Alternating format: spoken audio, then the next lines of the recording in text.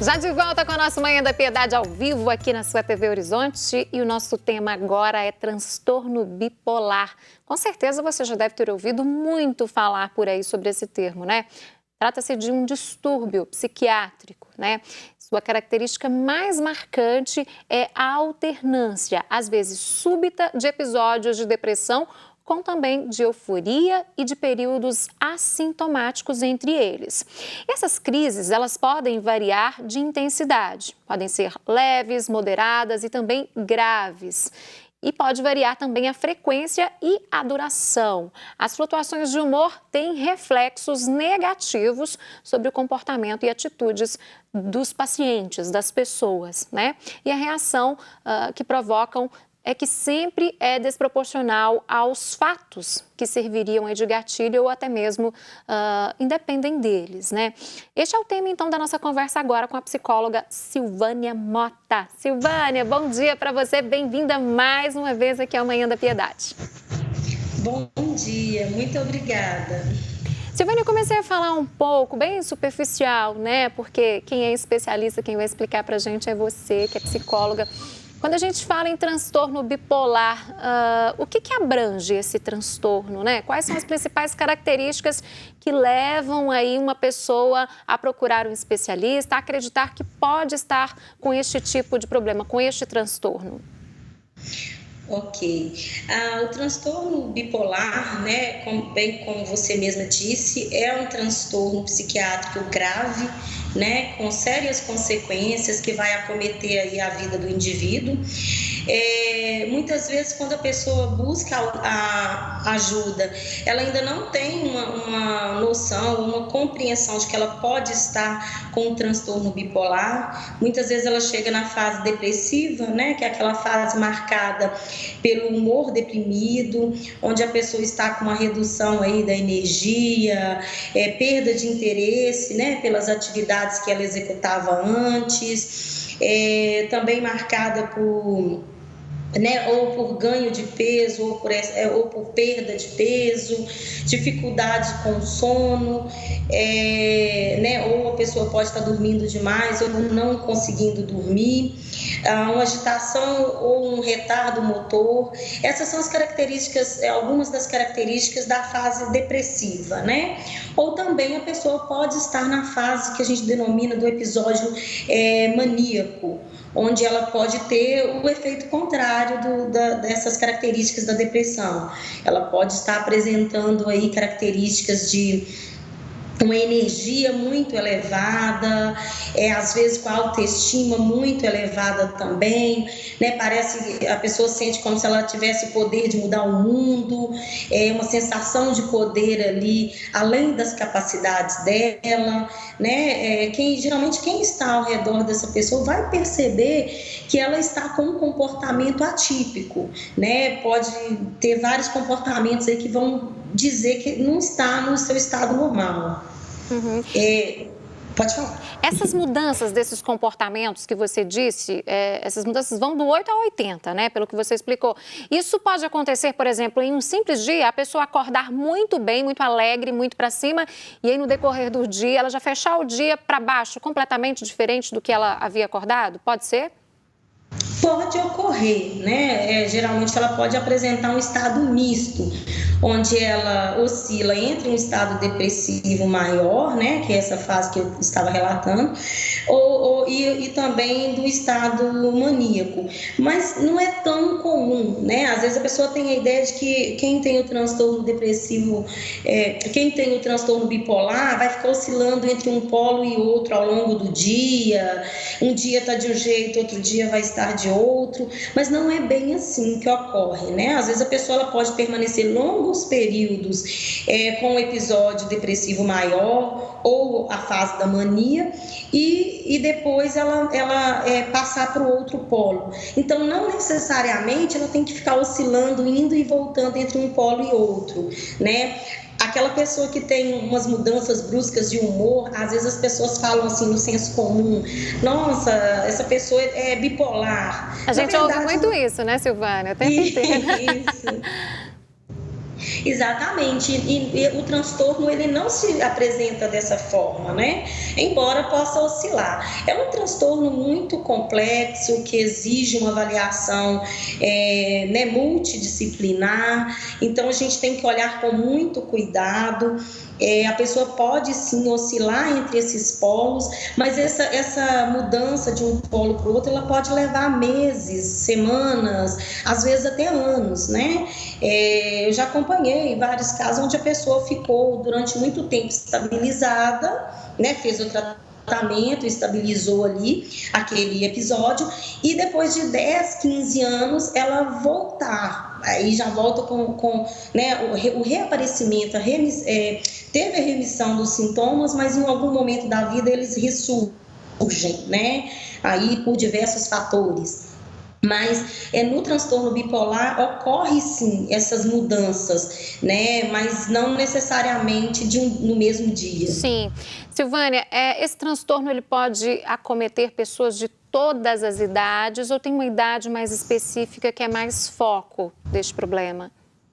Na verdade, pode acometer pessoas de todas as idades, né? Em todas as fases da vida.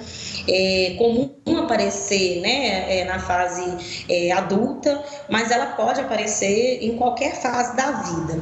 Então, é necessário mesmo observar como que está, né, a pessoa ali ao longo da vida, do desenvolvimento dela, buscar ajuda especializada para identificar o que está acontecendo, mas em qualquer fase pode acontecer. E em qualquer classe social, né, a gente fala que o adoecimento mental ele é democrático, ele não escolhe. E é possível, Silvânia, identificar e fazer um diagnóstico deste tipo de transtorno já na sua fase inicial? Com certeza, que seria o ideal, né?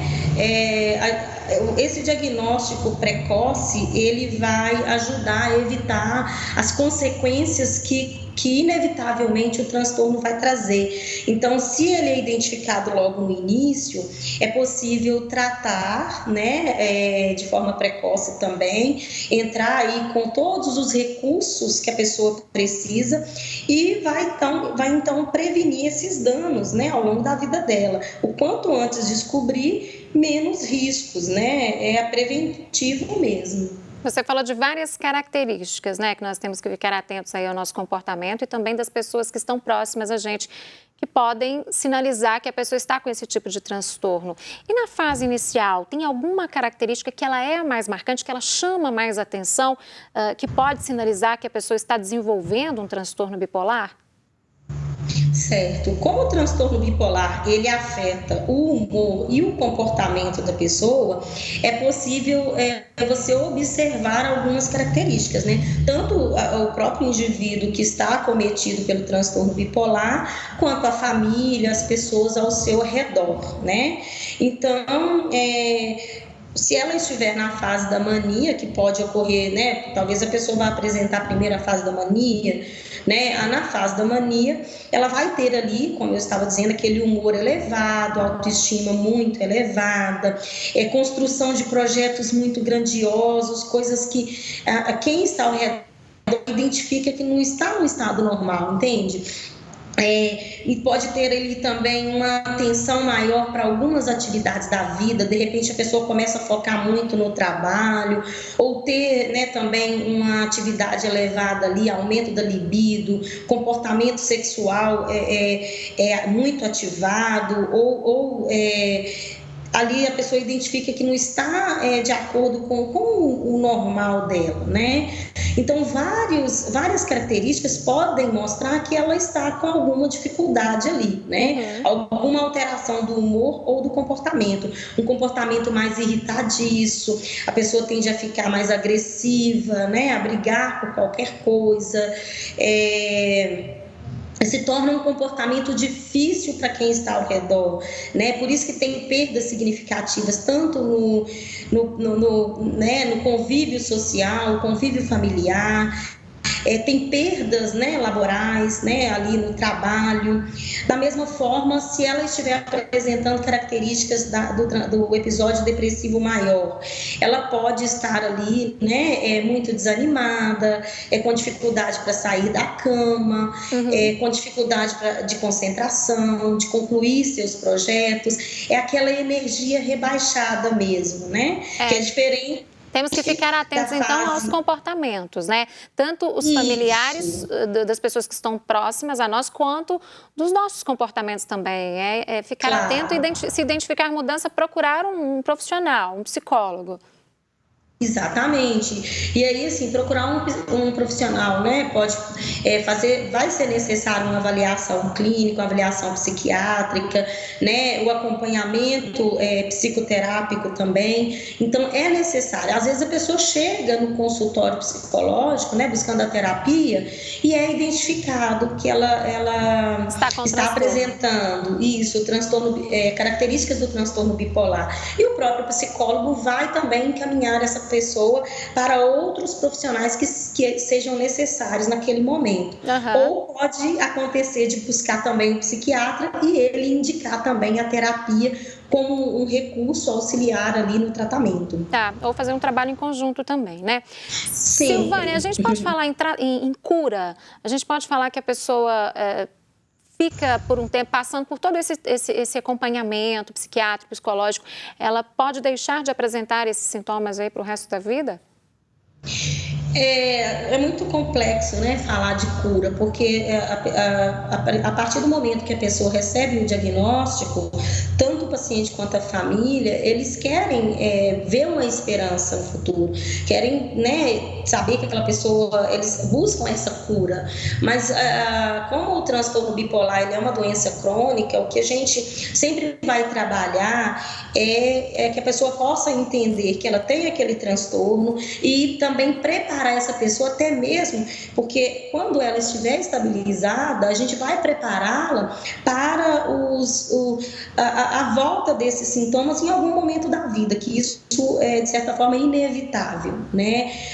Quem tem o transtorno bipolar, ele vai ter essa oscilação de períodos que ele estará estabilizado, estará né, conseguindo seguir com a sua vida normalmente, mas vão ter períodos ao longo da vida que esses sintomas vão retornar. E o mais importante é conhecer sobre a doença, conhecer os seus sinais, os sinais ali de que pode estar voltando, para que ela possa buscar a ajuda necessária, né? Não deixar a doença restaurar, né, para buscar ajuda.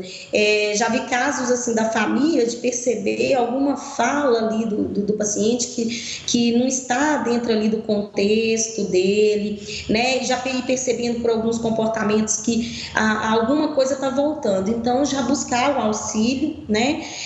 A adesão ao tratamento ela é muito importante, porque no transtorno bipolar vai ter essas oscilações, que pode ser de meses, anos, né? Às vezes ficar até mesmo, como eu disse, 10, 15 anos sem apresentação de sintoma, mas o sintoma retornar. Silvânia, e algum fator externo influencia para que esses sintomas retornem? Uma decepção, algo na vida financeira, vida profissional da pessoa? Tem alguma ligação ou não?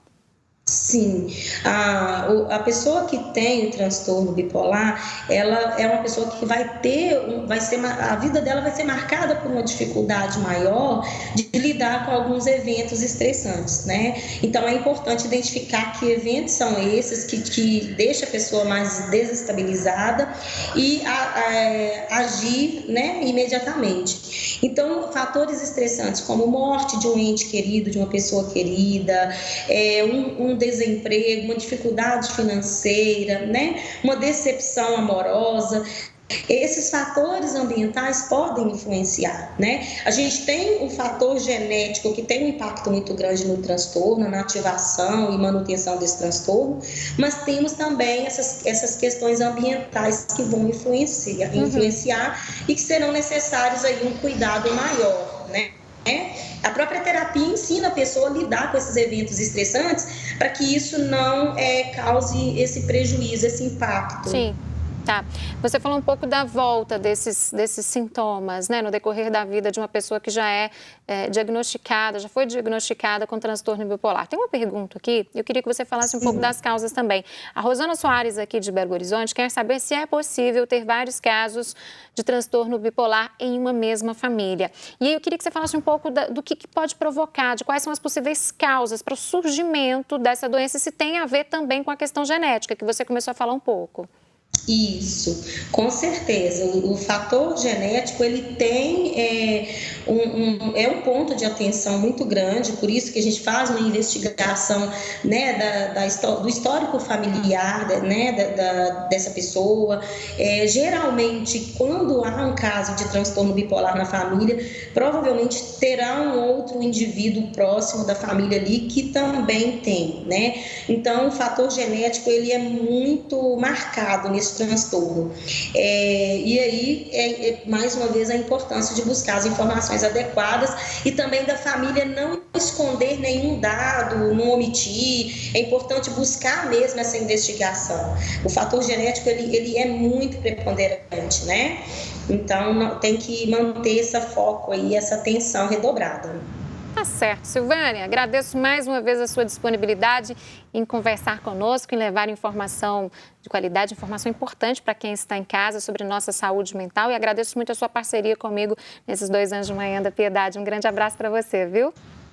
Eu te agradeço mais uma vez a participação, desejo um bom dia para todos vocês. Aí a Silvânia Mota, então, explicando um pouco para a gente mais sobre transtorno bipolar, né? Um problema que afeta tantas pessoas e às vezes o preconceito deixa que essa pessoa que está sofrendo procure ajuda, né? Vamos procurar mais informação e procurar um especialista o quanto antes, viu? Vamos cuidar da nossa saúde mental.